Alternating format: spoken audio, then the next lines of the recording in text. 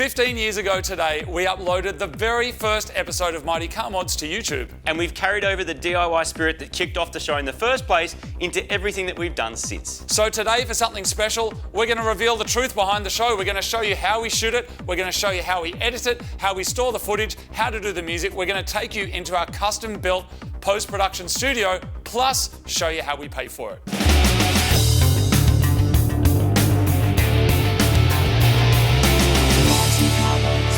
One of the first things we did was paint this space black. Now, if you remember the very first episode we filmed in here, which I think was a catch can and we put in supergrams, there was quite a bit of echo. In this episode of Mighty Car Mods, we're going to teach you guys how to install a catch can. We realised we needed to try and fix it up. So using the DIY spirit that we've carried through, we made a bunch of things to diffuse the sound. So across the walls, across the ceiling, basically any spare flat space, we made our own diffusers, which also absorb and diffuse and break up the sound. Also, a lot of the mess that you see around the place, that actually helps with acoustics as well. It breaks it up.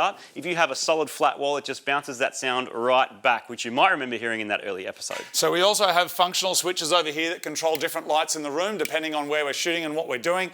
All of these are handmade. Marty and I made them by hand out of wood and by acoustic paneling. We'd actually written an article for Australian Guitar Magazine about how to make these for home, and then using a staple gun and a drop saw, we basically had to make heaps of them. Let's have a quick chat about how we used to shoot the show and how we shoot it now. When we started making YouTube videos back in 2007, there were no financial incentives of making videos. They weren't commercial interests of publishers, of investors. It was just people making stuff because they really liked it.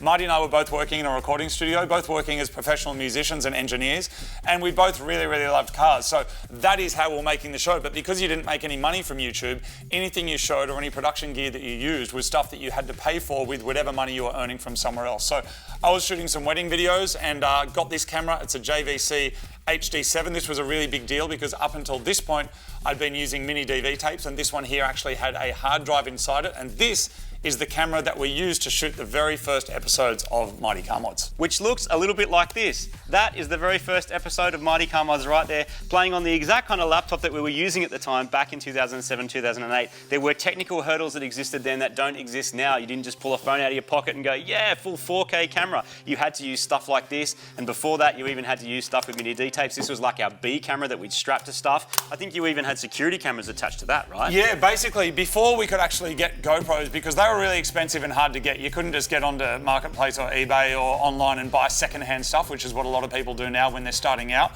I actually went down to the electronics shop and I would buy analog security video cameras that were basically these little lipstick cameras that were meant for sitting on the outside of a house.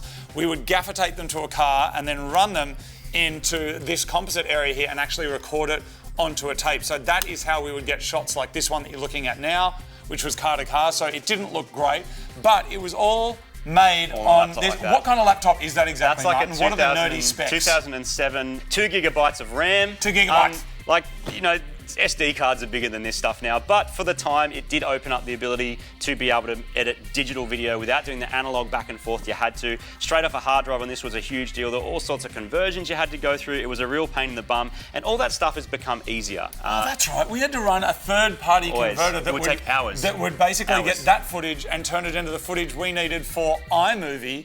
And because iMovie couldn't hack the kind of footage we were doing, when we did the very first Turbos and Temples, we had to do 5 different edits, export them all separately, and then in QuickTime, stitch them together into one file. And that's got a FireWire output, and you would have to leave it overnight to convert so that iMovie could handle it. We are on the we're on the edge of Lake Toyah here, capturing a little bit of footage.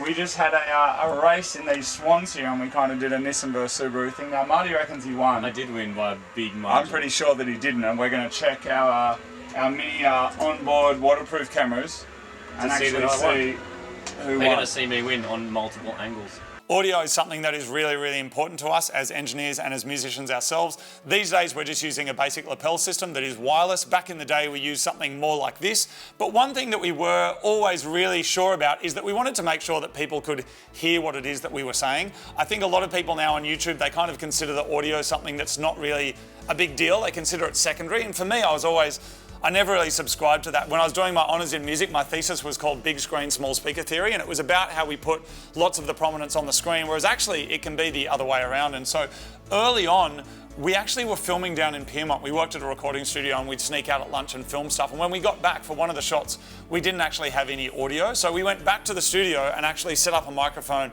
and ADR'd it. So we basically lip synced to ourselves so that there would be audio on it. So that's the DeLorean. What an awesome car. And we travelled through time. Or did we? Hey, Doc. Some people making YouTube videos now, they put a little thing at the bottom, sorry, my audio didn't work, or there's no audio, or this didn't work. That for me is like, you just don't put it up then. But I know that's the kind of consumerist nature now of YouTube. You just throw it on there and hope for the best. But for us, it was something we always wanted to take really seriously. But back in the day, we would just use a shotgun mic on Marty's homemade mount. Exactly, so that homemade mount was to hold the lapel receivers, so you could have 2 receivers on each thing and sit that on top of a DSLR. The market has also followed the fact that people want to make videos and create stuff. There's so much, market now in being able to make stuff like this that you can just go down to your local electronics shop and go, cool, I'll get an entire kit to create with. We had to make stuff, so we wanted to get some sliding dolly shots. I think a professional dolly is like $40,000. Back then, we went to Bunnings, we pieced together some PVC pipe, we got some skateboard wheels, I think there's even some footage of this, and then experimented with it to get these really cool shots. Now, it was a huge thing to carry around, it barely fit in my car, but you just had to make it because there was no budget to do it any other way. We wanted to do it the best we could with what we had, and that's a philosophy that continues now. We'll talk about that a little bit more when it comes to the financial side of the show, but it was something that we really felt really strongly about, doing the best we could with what we had. With aerial stuff, drone-wise, back in the day, we would use pretty much a homemade drone that Marty rigged together, this kind of system. You didn't have any visual stuff, so for doing Lend Us a Ride, you would just fly it, I would drive the car, Marty would fly a drone. Later on, we would hope for the best and see what's in there. For most of the drone stuff now, we are using this. This is a Mavic 2. We use this because it has a Hasselblad camera on it. It grades really well. It looks awesome. You would have seen this in Turbos and Temples 3, so the shots that come out of that look amazing. It where you crashed it in the bush in Slovenia. It was me this time. Yeah, it was. A big stack into the side of a mountain, probably. Yes! Yes! Yes!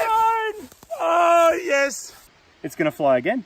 This is a little portable rig that I put together that basically has everything that I would need to shoot some car stuff or exciting stuff. If we don't think we're going to film, I can just throw it in my backpack with a laptop and it has everything I need to get some shots done. So inside here, I have a Mini 3, 249 grams. If you know why, then you know why. There's an Osmo Pocket, which is great for time lapses, but also for some stabilized shots on the controller. Then down in here, I've got the chargers for everything. I've got an action camera, I've got some mounts, I've got a charger, and I've also got a lapel and a mini tripod. So that is something that if Marty and I are doing something or we're going behind the scenes where we're not actually meant to be shooting, but we're going somewhere, put that in the bag. Everything in there is 4K, everything is stabilized. It'll give us everything we need, including one lapel, so we can talk one at a time, just like the old days. So we finished shooting down here, we grab an SD card, and now it's time to wrangle the data. This is actually getting pretty exciting because we're going to show you a custom rig that Marty put together. And then what I'm really excited about, we're going to take you into our custom-made post-production space that we built ourselves over a year. But first of all, Martin, let's talk about data. So when we finish filming an episode in our little shed, we take this SD card out of the camera and then that goes here into this little reader, and then via this computer, all of that footage gets ingested into a server that Marty built himself, and now he's going to show you how it works. When you're creating YouTube videos, you're also creating a lot of data. Now, data wrangling used to look like this. You'd have like an external drive that was kind of slow that would connect via USB and you would edit off that. Or in the early days, Firewire, because it was a bit faster. We used to back up and store into this. We ran out of data pretty quickly. If we were traveling, we'd be using something like that, like an external small drive that we'd dump footage to. There's always a balance between being able to actually record and play it back and edit it based on drive speeds. Luckily today, that's not as much of an issue because the technology has progressed. Now, the DIY thing has also continued to today, where I've actually built a custom-made server to be able to dump and edit and do all that sort of stuff to. That is working pretty well. I'm going to show you that right now.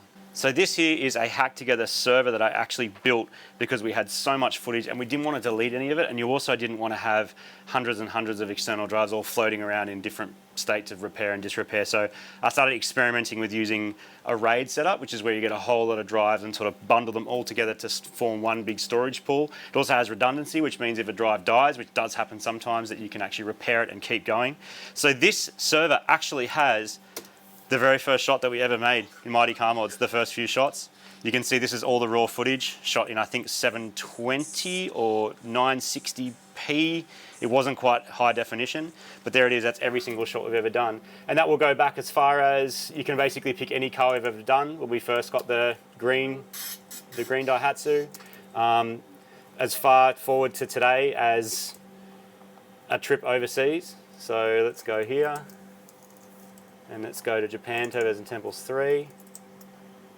And here we go. There's the day 3. Then when we shot on this camera, we shot on a drone, something like that. And there it is. There's all the footage.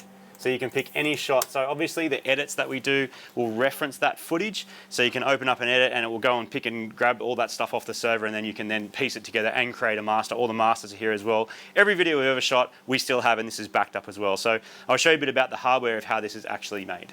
So this is a server that I hacked together. Part of the reason I made it myself was cost, because it can be quite expensive to buy an off-the-shelf unit. So it does use PC parts, but it also does run Mac OS because we have been in a Mac OS environment. Now, this server's not going to last forever because there's been changes to the way processors work and you can no longer do this. But for now, this works really well. There's actually 24 drives in there. 20 of them are in a RAID 6 for anyone who's into that, at 144 terabytes. That uses 8 terabyte drives like these Seagate ones. And actually, a guy called Thomas who works for Seagate, I posted up a picture of this when I first put it together, and I got an email saying, can we send you some Iron Wolf ones because they're better for NAS drives. So I did have a mix of drives in there, and now I'm running actual NAS drives, which means less failures. They're better for heat management and stuff like that. So 8 terabyte drives, quite fast as well, so quick enough to be able to deal with video.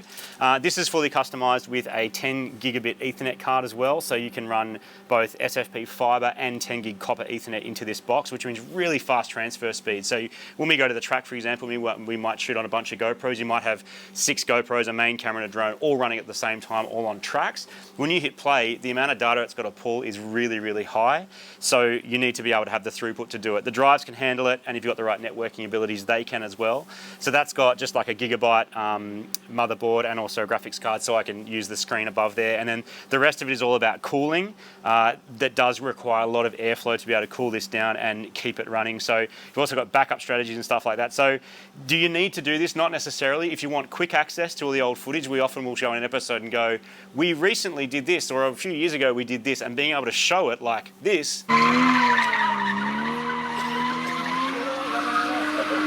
is really awesome, and being able to search for that as well is something that makes editing just that much easier rather than drowning in a sea of external hard drives. So that's the data system we use for pretty much everything. I should mention for any IT train spotters out there that is a Seagate Exos AP, which is something I'm testing in case my server ever ages out or stops working. So once the footage has been wrangled onto the server, it's time to edit it. So we use Final Cut Pro because it's kind of the older cousin to iMovie, which is what we started with way back in the day.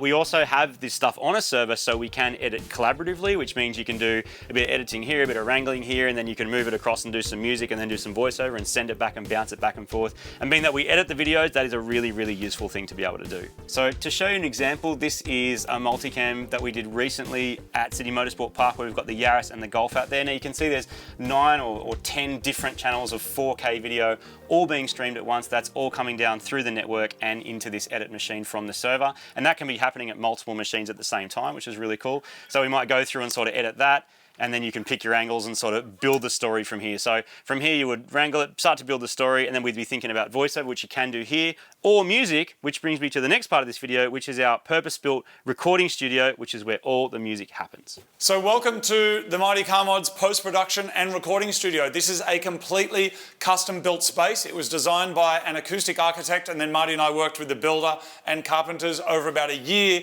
to build this space. There's lots of really cool little aspects about it, cool little physics of how the space works, but it's certainly a long way from where it started. Which is that. Where we're standing right now looked like that when we got here. So being that Marty and I are both musicians, we actually wanted to invest in our space so that we could not only use it for making our Mighty Car Mods videos, but also use it for making music as well. So there is dual or quadruple layers of roof, of wall, of doors. Everything is isolated.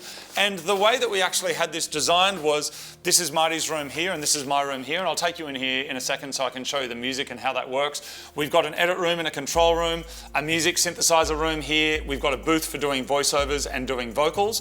And then here is a live room where we can record music as well. And the way we set this up is that there's these double doors here that isolate the sound so that Marty can either use the live room to do recording, or I can use the live room to do recording, so you get multiple different uses of the space.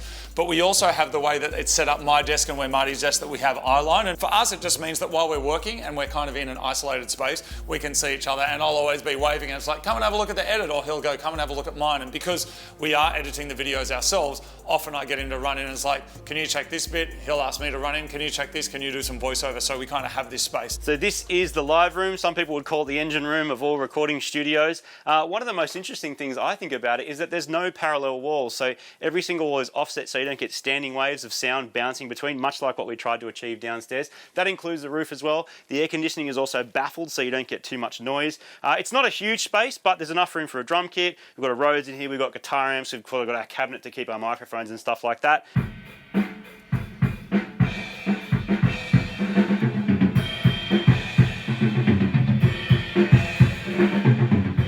And this is Studio A, so where I spend most of my time. One of my most favourite things here is these are called ab fuses because they both absorb and diffuse sound. That is Squid Juice, same colour as Supergramps, painted it with the leftover paint from the car, which I think is pretty awesome. Same deal in here, no parallel walls. We've got soffit mounted speakers, so it sounds really good. It's really well isolated from the outside world. You don't hear much noise. All the cabinetry I made myself, so all the racks and stuff we've got in here, preamps and various sort of vintage stuff, as well as a Symphony IO to actually make the sound work. I play guitar and bass, so that's the majority of the instruments I've got. So there's some musical stuff in here, but the musical stuff that's going to get you really excited is what's happening over there. So this here is my favourite room in the building. This is Studio B, where all of the music for Mighty Car Mods is made. So this room here is liquid sealed from the rest of the room. So there's basically a special kind of wet glue, and that keeps any vibrations going from in this room to out there. Again, we've got Supergramps paint on here, which kind of gives a bit of the Mighty Car Mods theme into the space, and lots of Tasmanian oak. My dad was from Tasmania, so that's kind of a little reference to that. And he worked a lot in radio and studios. So from when I was very, very young, I was doing voiceovers and hanging out in radio stations. So that's a little kind of reference to that. So this here is the heart of where all of the Mighty Car Mods music is made.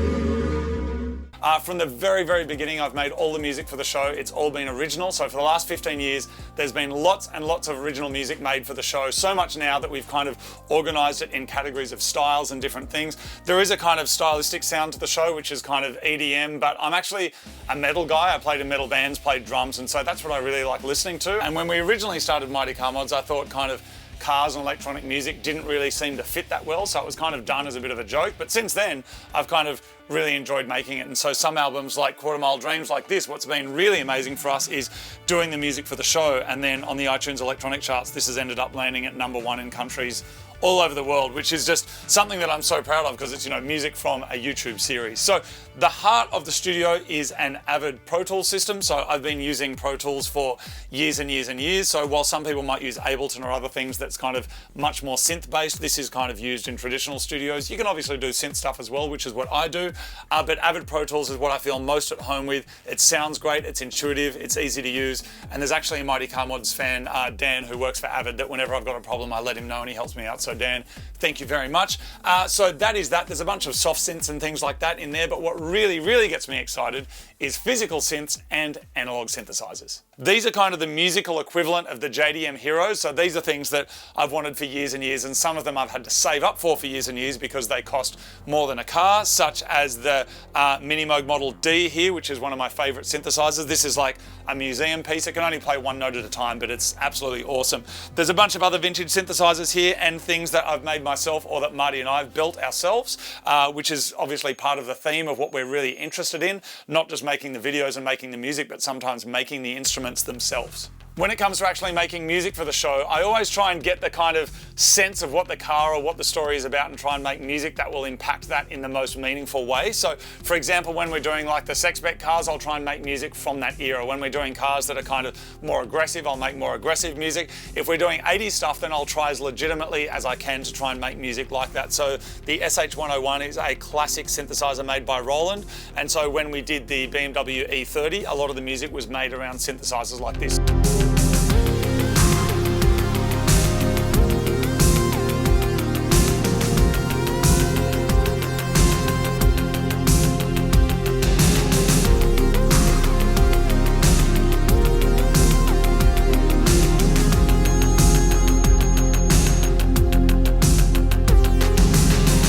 always try and find music or instruments that are from that era to help inform the music that I'm actually creating. And I think by actually shooting the videos, coming up with the ideas, editing them and doing the music, I hope that you kind of get this sense of a cohesiveness that it's all made from scratch, because everything is literally made from start to the end by scratch and made with one thing in mind, which is just trying to make the best video that we can. So the process of making a song usually starts with voice memos on my iPhone, so I'm kind of singing ideas into that, or I might be playing my piano at home or playing guitar, and then I'll kind of flesh that idea out and then come into the studio, and in here I'll use my synthesizers and instruments and my soft synths and plugins to kind of get the basic song together. From there, I also write the melodies and write the words as well, so I'll sing a guide in there so I know what the song's kind of going to sound like. I'm not a great singer, but it's basically enough just to show the singers what it's actually going to sound like, and then depending on who I'm recording with, I'll send them a version of the song that's not quite finished, but it's got me singing on it and it's got the words. Now, back in the day, people would then come into the studio and we needed physically people to be in the studio or in the booth.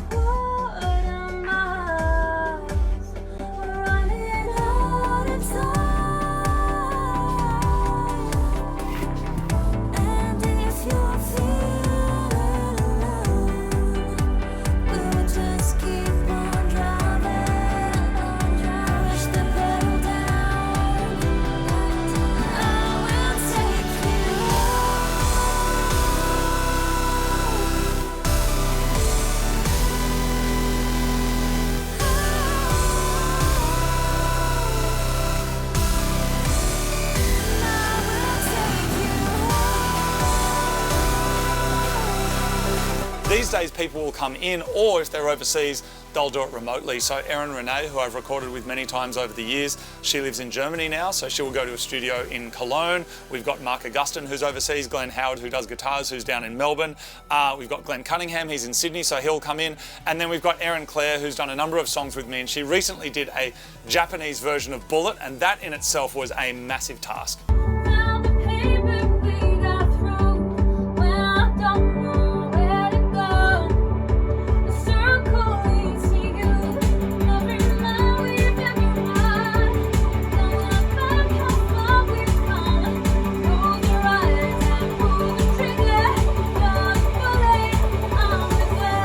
So I wanted to re-record a version of Bullet, but in Japanese for our new film Turbos and Temples 3 and for the Japanese market. So Erin Clare had to come in with an actual native Japanese speaker. So the first thing that we had to do was actually translate all of the lyrics. But then for someone who doesn't speak Japanese like Erin, we actually had to learn how to do it phonetically. So it was written out like this, and then we would record the song line by line, making sure that someone who actually speaks Japanese would check it and make sure it was okay for each line.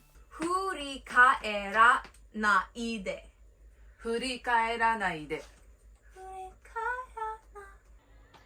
振り返らないで Is that correct? Perfect. But sometimes when I'm doing music, I don't like to have screens and all the technology around me. So at home, I also have a DAW studio. Now, DAW stands for Digital Audio Workstation, and it means working with screens and working with computers, but I have a very basic studio at home for doing more sample-based stuff and hip-hop on, and so that consists of a sampler, a turntable, and one analog synthesizer. So sometimes limiting the available stuff can actually really enforce your creativity, and for me, it's something that's been really important just to go, you know what, I don't have all the space, I don't have all the gear, and so songs like Speed with Mark Augustin, that was created without a computer other than adding the vocals in. So that's something that's actually a really cool way of getting a different style as well.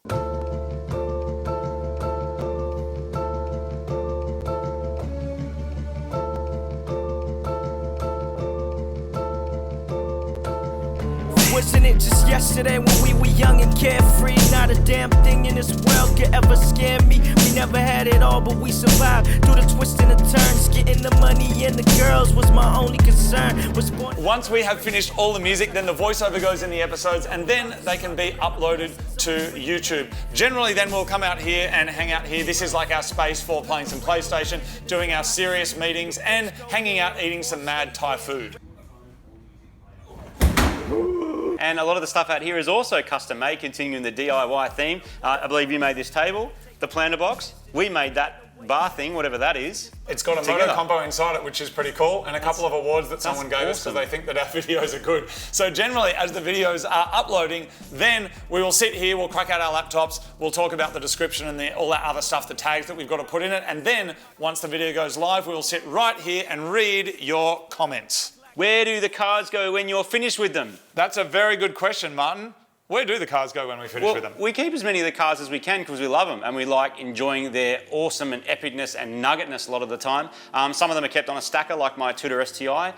Some of them are sold to mates to kind of keep them in the family. Occasionally they're sold or occasionally they're given away. We would love to have a Mighty Car Mods museum where we keep all of the cars that's got some mad cafe next to it where you can get some mad burgers, come and check out all the cars. But the problem is everything in Sydney is just way too expensive, which brings us to the next point. How do we fund the show? There are three main ways that people make their income from YouTube. One of them is the ads that run before your YouTube video. The second one is sponsored content or sponsors that are helping support the show. And the third one is merchandise. You may have also seen on YouTube where people have things called like burnt in ads, where it might be an episode, but then it stops and then whoever's talking about a car might stop and say, have you heard about the latest game or VPN or shaving or whatever it is?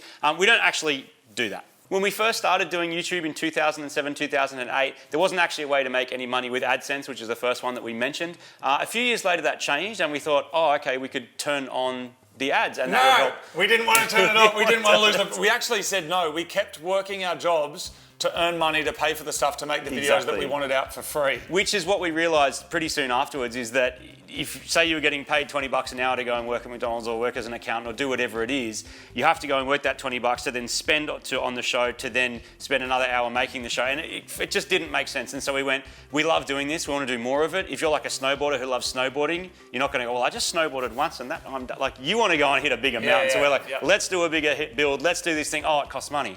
Oh, okay. All right, let's turn some ads on and let's fund it. And we've basically put all the money that's ever come in that way back into the show. Yeah, so the way that it works is basically we have the AdSense that comes in once a month. That's how YouTube works. The ads go in front of your videos and there's a split done with YouTube. And then there are sponsors. There's lots of really incredible sponsors that have been supporting the show for years. And if you go to the About Us page on the Mighty Car Mods website and see who they are, it would be great if you support them. We do not work with any companies that we don't think are making the best thing that they can or doing the best they can. And we support all of them and we hope that you would support them as well. So that's another avenue for income. And the last one is merchandise. We are really proud that we design all of that stuff here in-house. It gets sent here from Sydney, Australia. We use Australian companies where we can, where it's available. Sometimes we've got to use stuff from overseas, but we'll always try and use stuff from Australia where we can. And so that income that comes from AdSense, that comes from sponsors, that comes from merchandise, basically when that comes in, we invest all of that back into the show. That's what keeps it going. And people often ask us the question, the other one, is this your full-time job? The kind of definition of full-time has changed for us and probably changed for a lot of people, particularly during COVID as well, because I still don't really I would never identify myself as a YouTuber or like an influencer per se. That word didn't exist when we started, which is interesting. YouTuber didn't exist and particularly influencer didn't exist either. So when people start saying, you're an influencer, I'm like, I'm a what? It's funny because like when we travel and you've got to do your forms and it's like, what's your occupation? I go a composer and you write like an engineer or audio engineer or something. Media, like that's still the way that I think about it. But the world has kind of changed now. So, you know, we both, I guess technically we'd be called freelance because we own this business together that does this thing, but at the same time, we're both doing different stuff as well. So we spend pretty much every spare minute that we have in here hanging out, and we have been hanging out for 15 years. And as much as possible, because again, back to my snowboard reference, you want to smash that powder, you want to get in, you have a mad time. And I think that's really special. We're also from the time of YouTube where, like we said earlier, it wasn't corporate interest. People didn't start a business to start a YouTube empire or to sell it to someone else or make that kind of thing. So I think that's something that is probably sets us apart a little bit from a lot of what's out there. Yeah. But a lot of people on YouTube have also done it this way, and that's pretty cool to see. It's funny when people talk about it, it's like, your company's strong, you got a really strong brand. I know that's the reality of it, but I've never thought about it like that. I've literally thought of like, me and my best mate hanging out. Yeah. Our interests were always cars and video and music before Mighty Car Mods. Totally. We were making YouTube videos before Mighty Car Mods, doing silly stuff. We were making music. We were working in a school together. So that's always been our interest. And I feel particularly really grateful to be able to now be supported by you and the sponsors and people buying merch so that we can keep doing this. So I want to say a massive thank you. Thank you very That's a little sneak peek behind what goes into making the show. How long does it take to make an episode? 1 or 2 days to shoot, 3 or 4 days to edit, 1 or 2 days to do the music. So I'd say probably 7 to 10 days to do an episode. Feature films longer. Yeah. Disrespected Knows, which is the ones where there's no music and no voiceover. Quicker in post, but longer to make. That's basically the long and short. But if you've Plus, got any more questions, stuff doesn't let us always know. work either, does it? That's the other thing about No, cars and sometimes things that are it a bit fails. unpredictable. I mean, sometimes you go, we're going to do this mad build, and then you get 3 days and you go, it just doesn't work. It doesn't work. And we often do show it, but sometimes you've also burnt 3 days of time and you're like, well, now what do we do? This is the reality of doing it, but I'm always excited. I wake up every day excited about going, what nugget can I buy? How do I convince him that it's a good idea that I buy a beep, that, and then do a videos on it, and Exactly. he's rolling his eyes or he's excited. It's one or the Which other. I've just done because obviously you know, And I have it's too. been holidays and the But nuggets the are Gemini coming in. The nuggets is are coming coming. to people. The Gemini, the second that Levorg is on the road and running, and we're working on that very soon. Yeah. The second that thing's working, I've got my daily back. Gemini. You're going to be seeing some Bellissimo cars, some JDM heroes, and also just an absolute micro nuggetry that's going to be absolutely awesome. So there it is. How can you support the show? That's what everybody asks. Tell Buying your mates. merchandise Share is a the really thing. big one. Share a video, tell your mates, or just jump in the comments and say good day. That really means a lot to us. So there it is. Thank you very much for watching. If you do have more questions, stick them up on the Mighty Mod. There's a group on Facebook. There's a Reddit group. There's all socials. sorts of different There's things. Or you can just TikToks let and us know below. shorts and reels and all the stuff. Follow their thing if you're into it. We won't spam you. Thank you very much. That's Mighty Car Mods. I'm Moog. This is Marty. See you next time. We hope you enjoyed this video. And there is a nugget to fix. It's currently leaking oil all over the place. more than one, So don't we've got to worry. head over to Super Garage and fix up our crappy cars. See you guys. Bye.